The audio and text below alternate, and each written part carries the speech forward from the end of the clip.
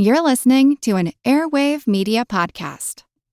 Welcome to the Useless Information Podcast. I am Steve Silverman. A couple of months ago, my wife and I went for a walk up our road. We do this all the time. But this time along the way, we stopped at our neighbor Harriet's house. You see, Harriet and her late husband purchased that house way back in the 1940s, and at nearly 103 years of age, she is still able to live there on her own. Now, Harriet's daughter just happened to be in town and mentioned to us that the previous owner of our house, that's a guy named William or Bill Shine, had recently passed away. Naturally curious, I turned to the internet to find out more. I mean, who wouldn't? And just like there's more than one Steve Silverman in this world, it turns out there's also more than one William Shine. And it is one of those William Shines, in this case a dentist named William Vincent Shine, who is the subject of today's story. So let's take a quantum leap back in time to October 31st of 1959. The children of the Glenmore Gardens residential neighborhood, which is in Fremont, California, were doing what all kids love to do on Halloween. You know, they were dressed in their costumes and they went door to door in search of, you know what, candy. But as the children arrived home, some of the parents became quite alarmed to find little heart-shaped, sugar-coated white pills at the bottom of the treat bags. The parents quickly concluded that the pills were being handed out by whoever lived at 4844 Norris Road, but of course they needed proof before they could call the police. So they decided to set a trap. They sent a few of the older children with empty treat bags, and they went to the suspected house. There, a man and woman answered the door and gave each of the kids lollipops, and they sent them on their way. Of course, the bags were immediately inspected by the parents, and what did they find? More pills. At this point, the police were finally contacted, and 16 separate complaints were filed. So the officers went to Dr. Shine's home, and as you'd expect, he denied any involvement with the distribution of the pills.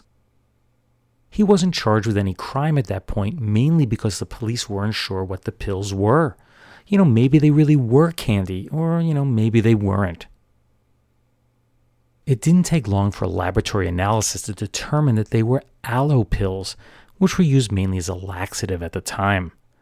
They appeared to be manufactured by a pharmaceutical company and not the doctor himself. It was really hard to imagine how a man like William Shine could have done this. He had a successful practice and he was well respected by the community. And since he had moved into the house back in 1952 or 53, he was considered by the neighbors to be a quiet man with whom they had little interaction. But it was hard to avoid the evidence that was stacked up against him. The police had checked 250 homes and recovered, get this, 450 pills. The normal adult dose was 2 pills, yet the kids had received as many as 30 tablets in their bags. At least 16 children received the pills, with 4 being known to have suffered stomach cramps and vomiting. Luckily, the pills were so bitter that most of the children just spit them out and none required hospitalization. Within 24 hours of the uproar, the doctor had disappeared. He just vaporized. So an all-points bulletin was issued by Police Lieutenant Lowell Crichton. Now the dentist was wanted on 2 misdemeanor charges. The first was unlawfully dispensing a drug, and the second was outraging the public decency and endangering the health of children. If found guilty, the doctor could face up to 1 year in jail and a $1,000 fine.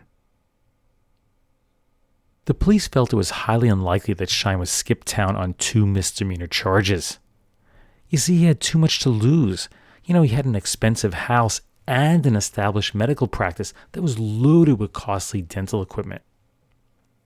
And then they received an anonymous inquiry regarding bail, which had been set at $1,050 or about $8,600 today, so the police were fairly certain that he would show up shortly.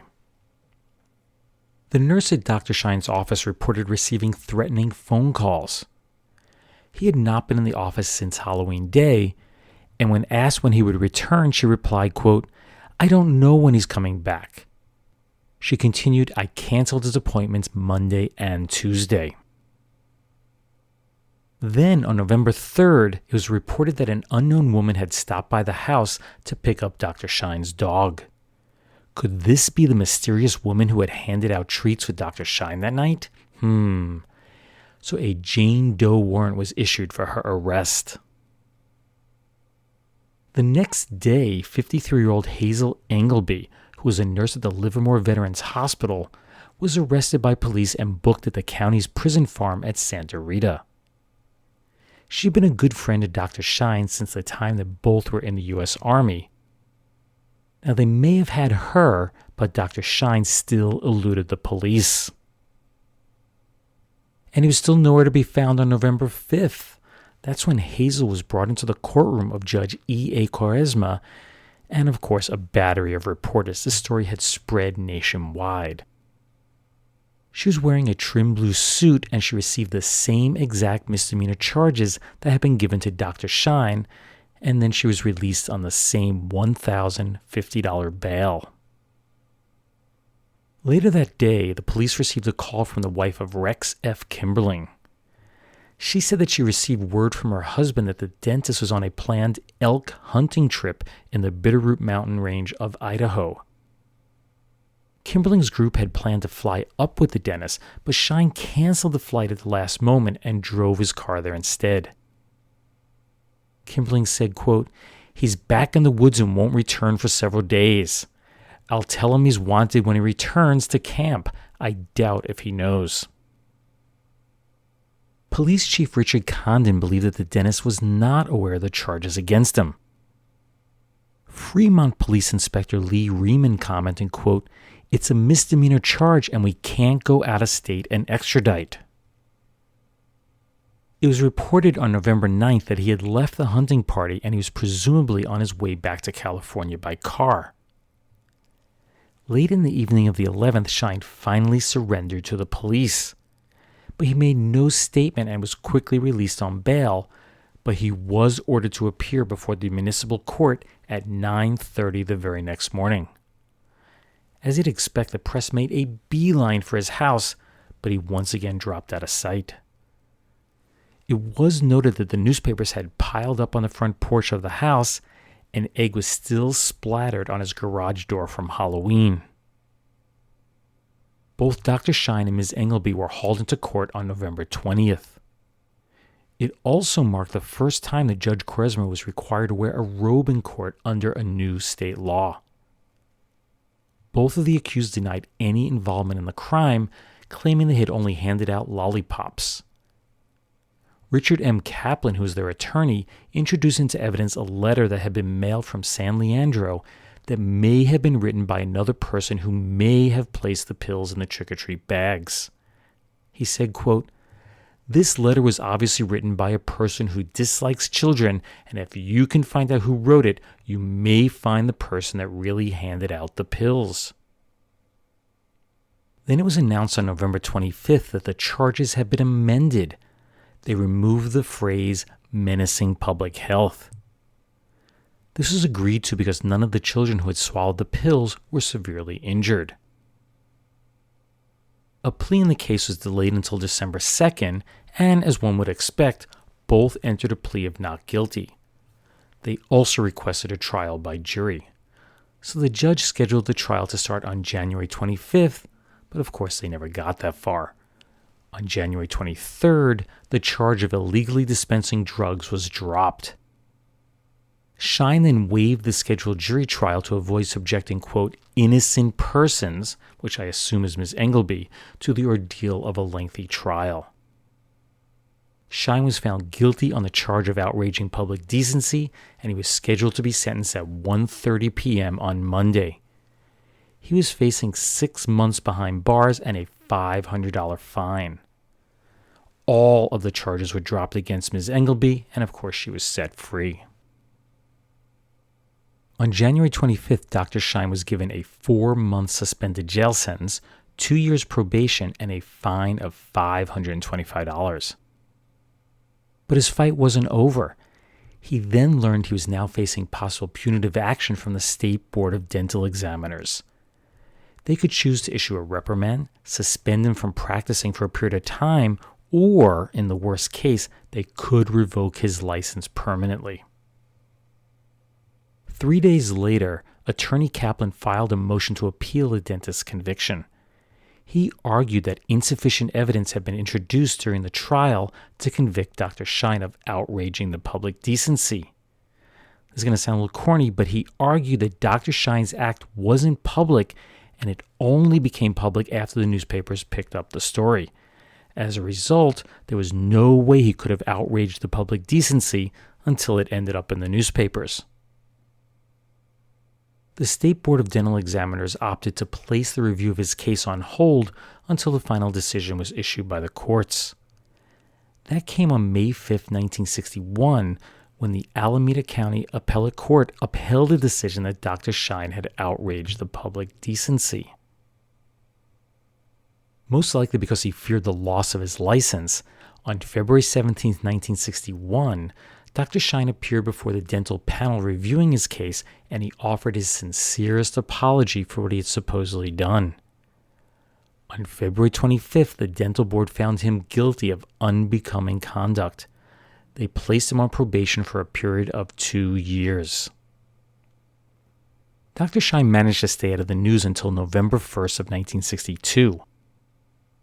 That is when it was announced that his wife Dorothy was suing him for divorce. The couple had been married on June 4th of 1941 in Portsmouth, New Hampshire, and they separated in 1952. That's 7 years before he pulled this awful Halloween prank. They had no children, and Mrs. Schein had since moved to New York City. She charged him with extreme cruelty and claimed that he had a large and lucrative practice. The next time Dr. Schein appeared in the press was on December 17, 1963. This time he had been arrested at his dental office at 4880 Fremont Boulevard, and the charge was insurance fraud. He supposedly billed insurance companies for work he had never performed, and once again he ended up in the courtroom of Judge E.A. Quaresma. He posted $1,650 bail and was released. On March 5, 1964, Dr. Schein pled not guilty to 2 counts of insurance fraud in front of Judge E. Lucara. On September 12th, he was given a 6-month suspended sentence and placed on probation for 1 year. But if I'm interpreting what is said in the paper correctly, he had violated the conditions of his original probation and therefore was ordered to spend 2 months in the county jail. The U.S. Public Records Index shows that Dr. Schein continued to live at his Fremont residence long after the scandals died down. He passed away on November 2, 2007. That's 13 days shy of his 88th birthday in Honolulu, Hawaii. Useless? Useful? I'll leave that for you to decide. Well, I don't know how you feel about it, but I kind of hope the bagpipe music didn't come from the Scotch Plaid ice cream truck. Because that's the way Halloween ought to be. Lots of mysterious tapping at every window, witches riding through the air, spirits in every tree. I've already had a message from the Halloween spirits, Mr. Smith. Last night on my way down Rogers Road, a voice spoke to me suddenly out of nowhere. Honest? What did it say? Beware. If you don't give us a special treat on Halloween, we'll spirit your new set of 1847 Rogers Brothers away from you. Beware. Hey, now, there's a smart ghost if there ever was one. You mean I have a smart son if there ever was one. He hasn't heard me raving about my new 1847 Rogers Brothers for nothing. Oh, nobody raves about 1847 Rogers Brothers for nothing. There are all kinds of good reasons for getting excited about it. 1847 is the finest silver plate in America, you know. No other silver plate in the world can match its beautiful features. Features like the exceptional height and depth of the pattern ornament, and the extra luster, perfect weight and balance of each piece. Those are the features that make 1847 Rogers Brothers really more like solid silver. And don't forget the price of 1847 Rogers Brothers, Mr. Smith. Oh, impossible to forget that, because it's so unusual. 1847 prices haven't gone up since 1945. Not a single penny. So, no matter how you look at it, 1847 Rogers Brothers is the silverware you want for your home. It's the best, the finest silver plate in America. Famous 1847 Rogers Brothers.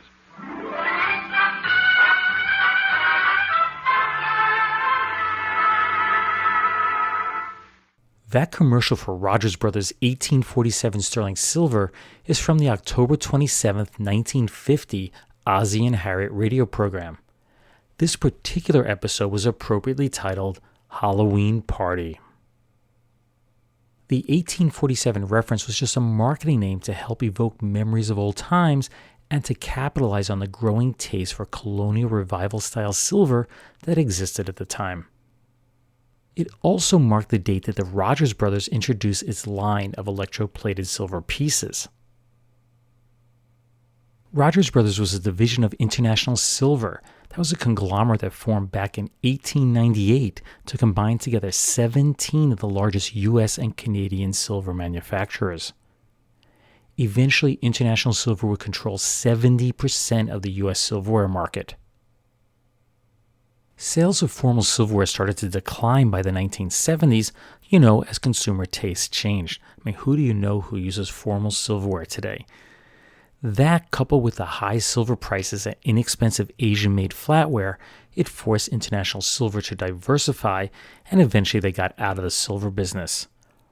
On March 20th, 1981, the company abruptly shut down its last silver manufacturing and sold off the last remnants of its silver business in 1983.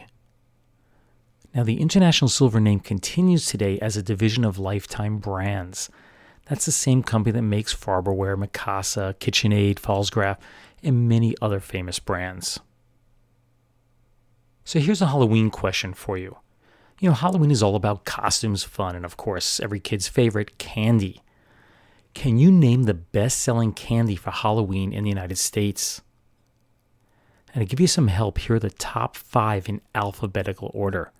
Hershey's Milk Chocolate, Kit Kats, M&M's, Reese's Peanut Butter Cups, and Snickers. So which one of those 5 is the best-selling? I'll tell you the answer in a few minutes. In other news, here are a few stories that all occurred on Halloween Day of years past. Back in 1921, New York City resident Etta Caulfield decided to dress up as a man for Halloween. There's really nothing unusual about that now or then. So she borrowed her brother's shirt, a tall, stiff, detachable collar, which they wore back then, pants, and an overcoat to complete the costume. But as she set out along Broadway en route to her Halloween party, men started to follow her, and soon a crowd gathered. Shortly after that, a patrolman was summoned, and he arrested Miss Caulfield on the spot. Now, it's unclear what the charges were, but she was released the next day after spending the night under the supervision of a police matron. In our next story, on Halloween of 1936, 56-year-old Howard Law of Chicago stepped out to buy his wife a box of candy to celebrate the day. That was a really nice thing to do. But while he was gone, the police showed up at the couple's door to arrest him. It turns out that Howard Law had broken the law. His real name was Howard Folger, and he had tunneled out of the Jackson, Michigan penitentiary way back in 1919. At the time of his escape, he had completed 2 years of a 10 to 20-year sentence for rape. During their 17-year marriage, he was able to keep his past hidden from his wife, so the news came as a terrible shock to her. Now, he knew he had to go back, so he told his wife to go live with her brother. Lastly, the scandalous news broke back in 1949 that England's Princess Margaret had been seen smoking a cigarette at a Halloween charity ball in London. While the press made a big stink of this, King George and the Queen seemed totally unfazed by the news. In fact, most ordinary British citizens felt the same. I couldn't help but think that times have really changed. A puff of a cigarette may have caused a big stink back then, but no one would really care today. In comparison, I don't think anyone seemed to care when President Obama's daughter Malia was recently caught smoking pot. So let's get back to the question of the day. Did you know what the best-selling Halloween candy is? And here they are in reverse order. So the 5th most popular candy in the US is Kit Kats. That's followed by Hershey's Milk Chocolate, then Snickers, then M&M's, which leaves Reese's Peanut Butter Cups as the most popular Halloween candy. It turns out that 72% of all Halloween candy sold is chocolate. And the best-selling non-chocolate candy is at number 6, that's Twizzlers, and that's followed by Starburst at number 7. Now, my favorite candy to get placed in my bag as a kid comes in at number 25. That's Whoppers. Well, that brings another episode of the Useless Information Podcast to a close. You can find additional true stories just like the one you heard on my website, that's uselessinformation.org, and of course in the 2 books written by me, Steve Silverman. They are Einstein's Refrigerator and Lindbergh's Artificial Heart.